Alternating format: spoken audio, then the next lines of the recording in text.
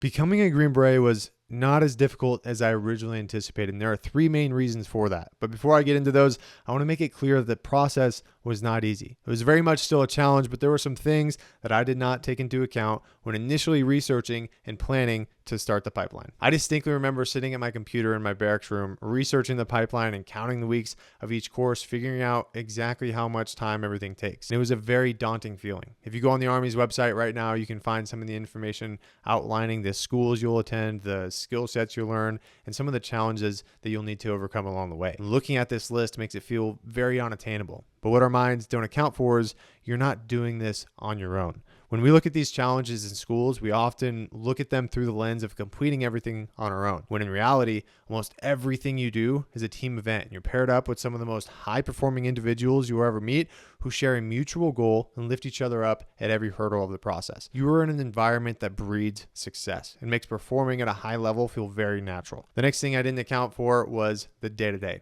This is especially true with selection. And one of the things that often leads people to quit is focusing on everything they have left and not what is immediately in front of them. When you're exhausted after a long ruck on day 3 and start looking at everything you have left over the next couple weeks, the weakness in your mind starts to convince you of how impossible or unlikely it is that you actually complete it, because it's taken into account how physically exhausted you are in that moment. And those times, stop zooming out. Focus on the micro and what is immediately in front of you. The last thing I did not account for was my own capability. We are all capable of things far beyond what our naive minds can imagine. We often make the fatal mistake of running our dreams and aspirations through an arbitrary filter of what we deem as possible. When I first arrived at selection, I immediately started sizing myself up against the other guys.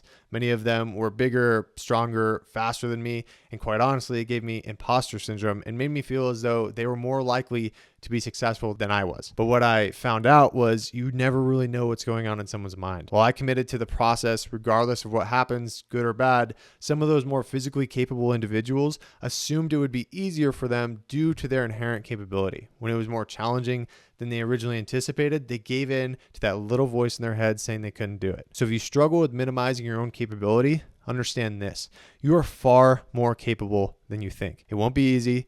It damn sure won't be comfortable. But the further you get from your comfort zone, the more you realize how much you're truly capable of. Appreciate you guys watching. If you want a program that will help you prepare your body and mind for whatever may come your way, check the link down in the description. And with that, I hope you guys have a great day. I'll see you in the next video.